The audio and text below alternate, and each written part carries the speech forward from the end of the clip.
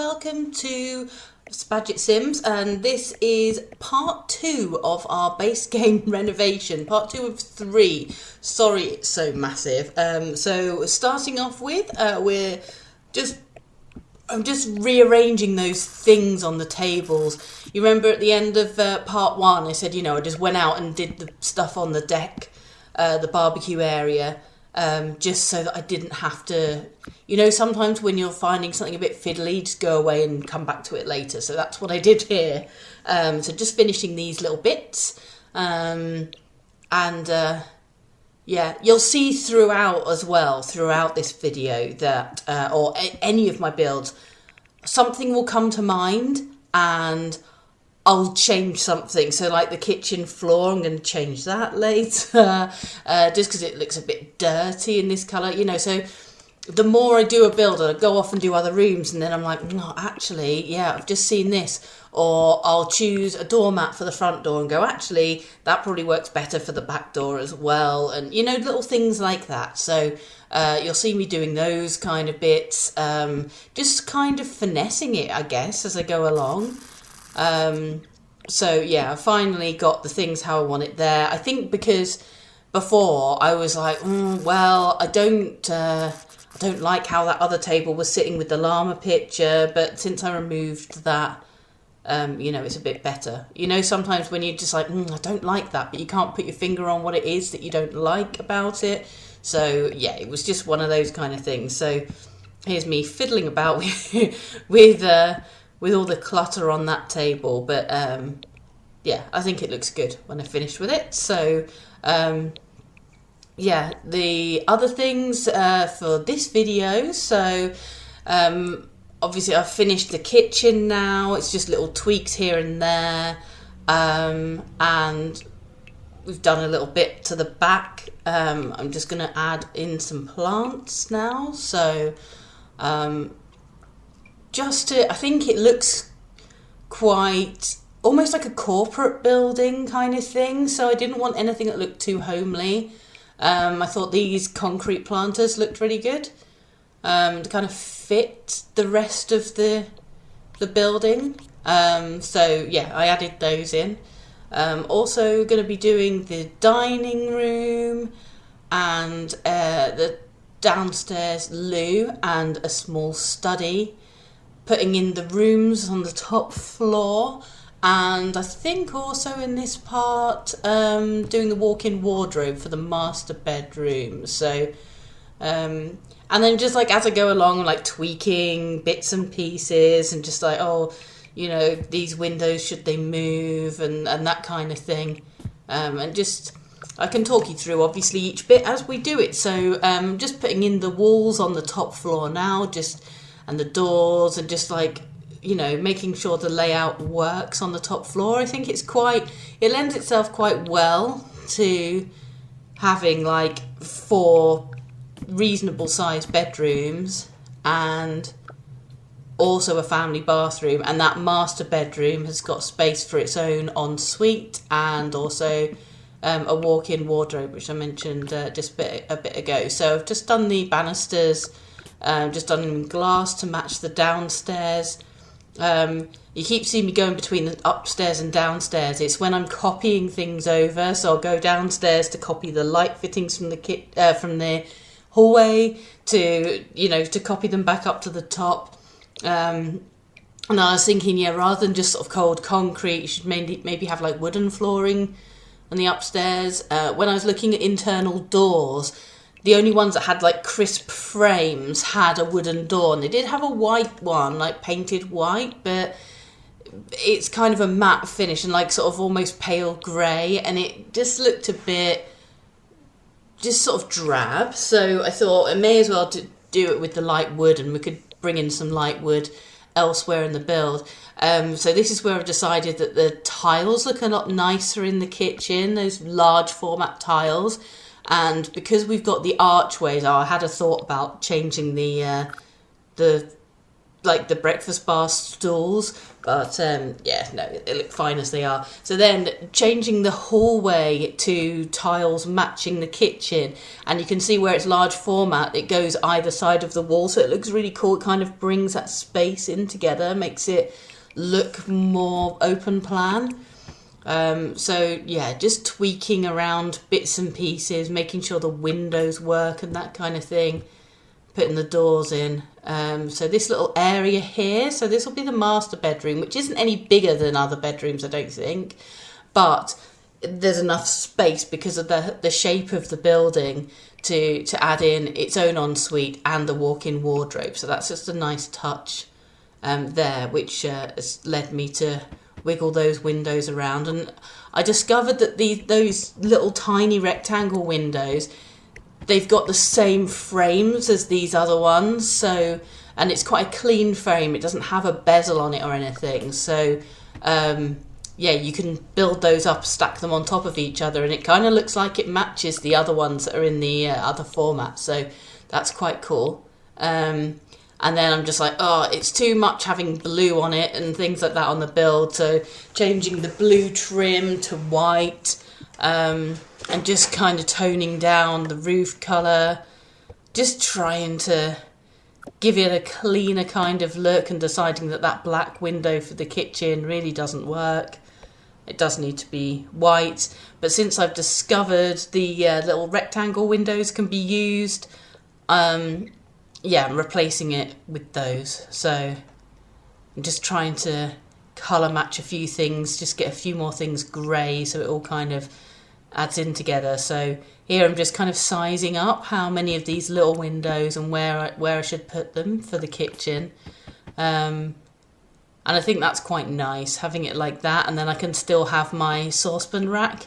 Just need to move that along, and then it kind of seamlessly fits on that sort of crossbar. So I was quite happy with how that turned out. And then I just thought, oh, it'd be quite cool if you could have like windows that look out between the worktop and the other thing, but it looks rubbish from the outside. So this is the thing, a lot of it's trial and error. You're like, oh, you know, things that you may not have come across in previous builds, you know, because you haven't had one with a kitchen in a big glass room before or something like that. You know, there's always something new where you can just go, oh, like, I wonder if that works. And then you're like, no, it really doesn't. But that's all part of it, you know, rather than just showing the finished thing. I think when I'm watching other people's build videos, that's part of what I enjoy, is just seeing their creative process and the thought that goes into it and what crosses their mind and which things they rule out and that kind of thing. I find it really interesting to, like, for me, I think I prefer watching them. So I just moved the stairs over on the front entryway there, because when they were against the wall, it made the trim for the foundation kind of dent in a bit. I don't know what you call that. But yeah, because it was kind of indented, it ruined the kind of clean look of it. I like how it has like clean lines. So yeah. And I think then just adding plants in, just plain green plants in, just softens the look slightly, makes it a little bit more organic. So I think in Sims, that's why probably nearly almost everyone, when we're doing builds and when we're decorating and things like that, we put loads more plants in than we would in real life, because it kind of breaks up kind of the pixely or hard lines and that kind of thing. So you just find that plants are used a lot because you just kind of want to fill a space a bit, make it look lived in, make it look more realistic. And it can kind of bring a room together, or even just a little space like that front entryway. It looked really stark, and then I put some plants on it, and even though it's still just a big square white box, it doesn't look stark anymore, you know. It's just got that kind of organic touch to it. So I'm now just doing the walk-in wardrobe. So I was going to do it as like an archway that went in, but I feel like that looks quite messy in the end. So I've used these hanging clothes shelf things, and then underneath on one side I've used some shoe racks, and then on the other side I found there's like, it looks a bit like sort of IKEA Kallax, but it's not, because like we do have that in Sims that came with a later expansion, which I can't remember which one. I'm sure we'll come across it when I do the renovation for that pack. We'll find out which one it is. But yeah, I've used kind of like a storage thing, and then just tried to just kind of bulk it out a bit by putting some odds and ends there. I've got some nail varnishes on there and some folded shirts and stuff like that, just to kind of, I think the whole point, I think, even though we're not using any custom content or anything like that, it's just nice to have like a touch of realism, just to try and make it, I think it makes it relatable for people. So, my Sims don't care if there's some nail varnishes on top of their drawers, but I mean, it's about immersion and stuff, I think. I get so much more enjoyment from the game when I'm playing it if the room and the setting and everything looks real, looks like, not like real, but looks like stuff that you would actually have in real life. It makes everything, it is just more immersive, I guess, so that you can really get into what story you're trying to tell or what adventure you're trying to go on with your sim.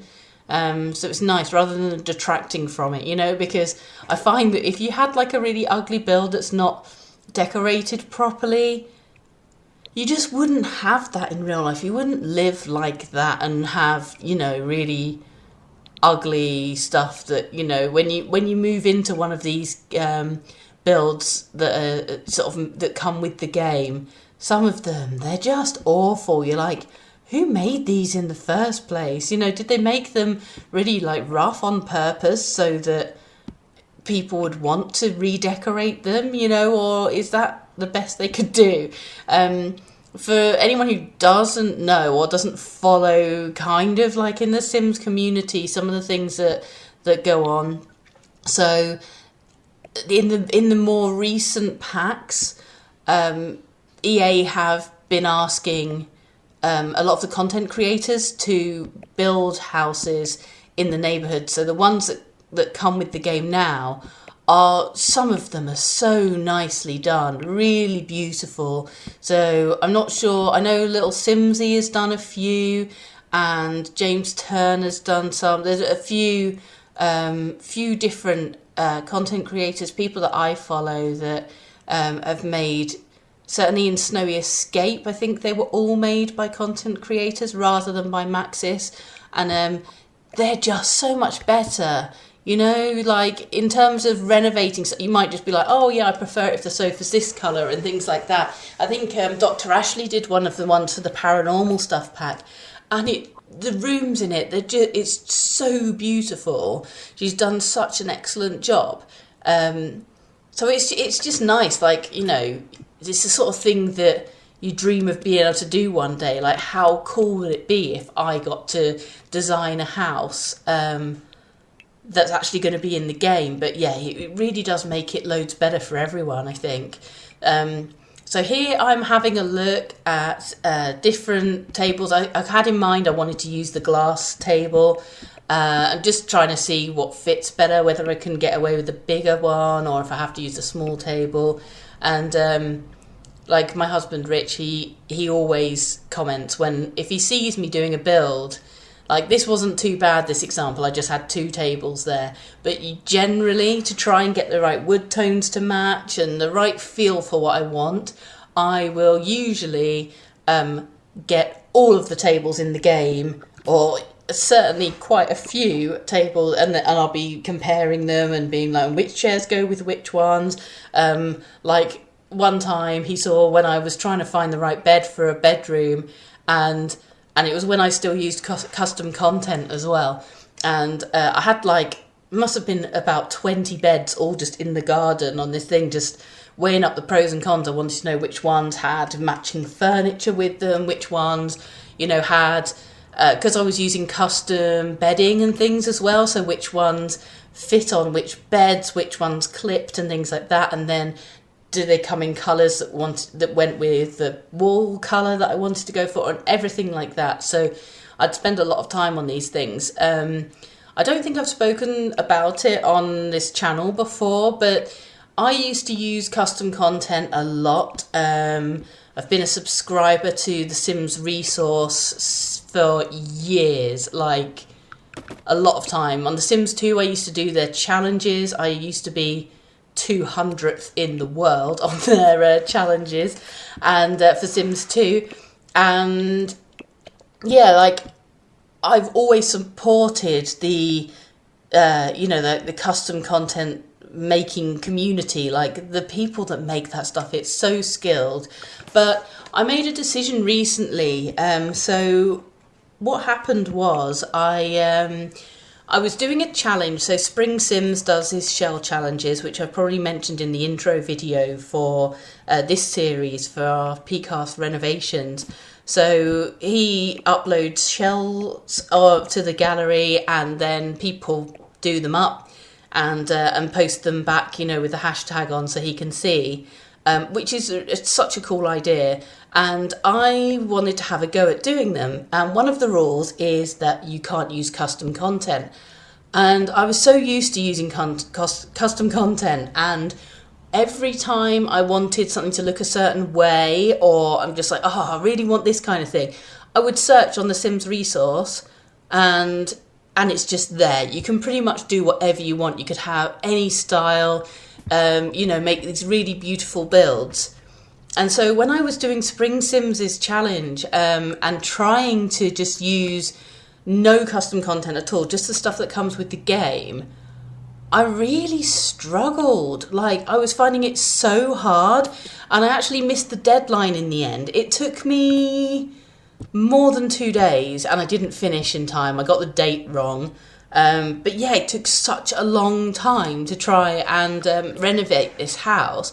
And yeah, I just wasn't familiar with the content. Just because I guess when you first have base game, there might not be everything in every style that you want. So, I quite often liked doing farmhousey type things and more country cottagey things. And there's very little in the game for that. Like with the new cottage living pack, there's loads, and it looks so beautiful. I can't wait to get my hands on that. But so that's a reason to download a load of stuff. I wanted a load of like shabby chic things or whatever else, and some really sleek kitchens, and there weren't that many kitchens in the game. I didn't like the look of the fridges, that kind of thing, and I really liked doing a good kitchen.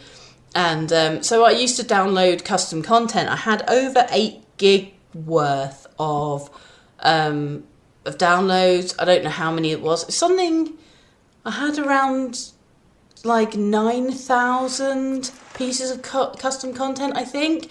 And I really enjoyed that. And doing this challenge, this Spring Sims challenge, it made me realise, like, actually there's loads of content in the game now which I don't even look at, because I go to the things that I like all the time. I go to use the same custom content all the time, or if I want something I'll just download it.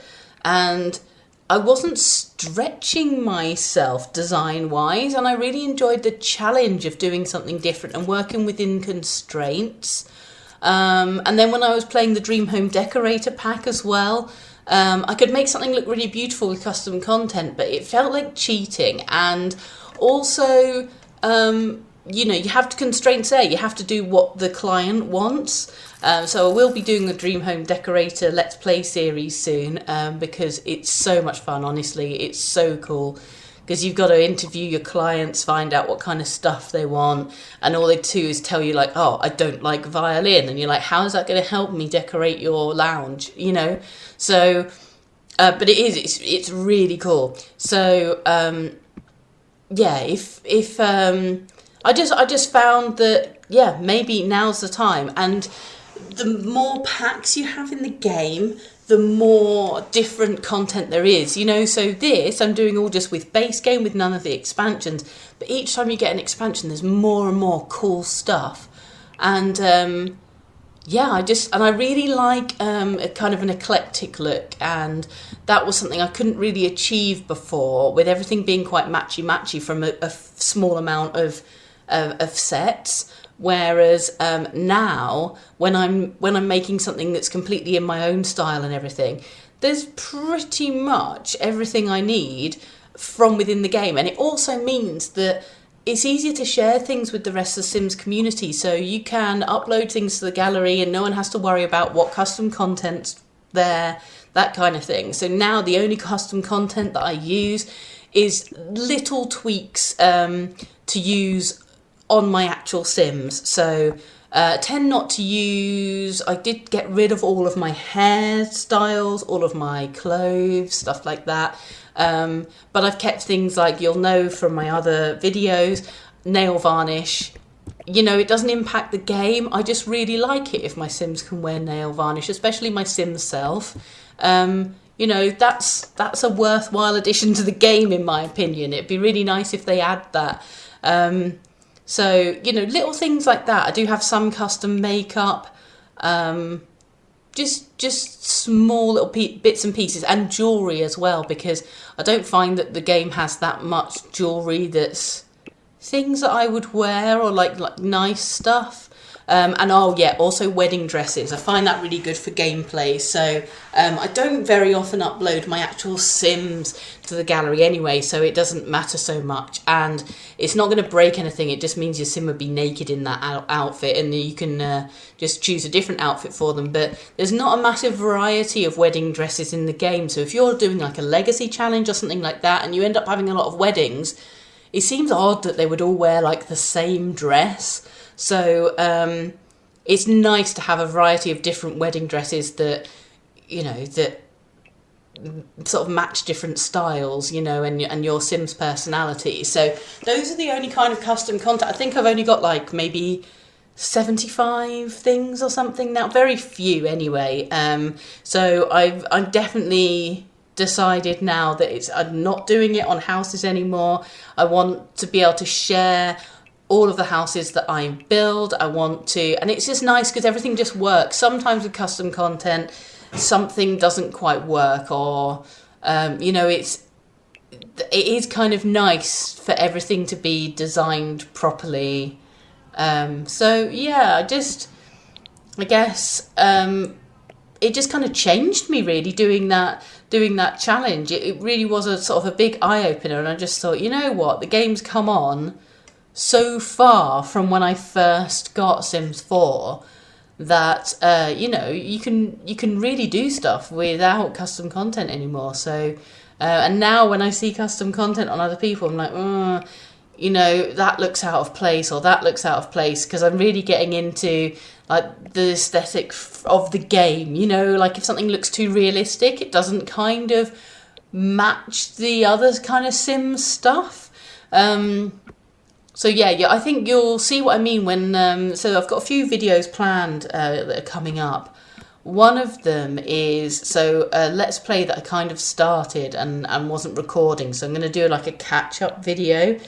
And I started like renovating the house that they were living in, and just doing it my style. Like the lounge, I just absolutely love it. It's like a lounge dining room. And it's honestly one of the best rooms I've done, and it took me ages just to do that one room. What I am going to do is show before and after photos in a video, and then do like a tour of the house, so you can see it when I get to that point. But yeah, it's so cool, really, really is. It's so cool. So I'm just really massively enjoying it. Like, I can't say I definitely won't go back to custom content, but I kind of hope I don't. I don't think I'll need to. Like, maybe when Sims 5 comes out, maybe I'll get bored to start with. That, you know, there's not much. I remember when I first went from Sims 2 to 4, because I didn't bother with 3. I just didn't like it. But when I went from Sims 2 to Sims 4, I'm like, oh, I don't have a backpack. Oh, I don't have like a car, like all these things. I'm like, oh, I can't do this, I can't do that. And it feels so restrictive when you go from having tens of of expansion packs down to 0 again. It can be really challenging, but in the same way though, when you're playing the new expansions, it's the new version rather, like the new release of Sims, so going from like 2 to 4, and when Sims 5 eventually comes out, it's so different to play, and you're learning so much that you kind of would really struggle, I think, if you had the complication of additional packs. So like it's a relief to not have seasons, for example, because it just makes not everything more complicated. It adds some really cool stuff as well. But, anyway, that's a little office. I'm just rambling on about other things now. But at least it'll give you a feel for what's coming up in the channel and where I'm coming from and what kind of led to the things that I'm doing now, and why I'm sharing my content now after years of keeping it all to myself. So yeah, this is the little office. I did the little downstairs loo and the dining room.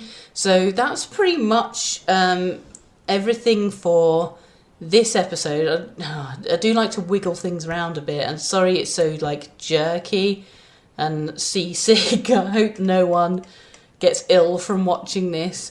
But it took me so long. I spent so much time on it that I didn't want to, I didn't want to play anything in real time because there's just so much of it, and I didn't want to cut it out. It was a choice between cutting big chunks out so you can't see it being done, or speeding it all up. When I was putting these sun loungers on, I just thought, oh, that's just a nice little thing. And I put this like grilled cheese on, and then I put the chair on. Oh, there's flamingos. There's a flamingo fabric. So obviously I went straight in for that. It's very cool. I would have that. And I just like, the llama topiary. I'd quite like that little balcony actually myself. So I'm going to leave that here. And please like if you enjoyed this video, and hit subscribe if you haven't already. Bye bye.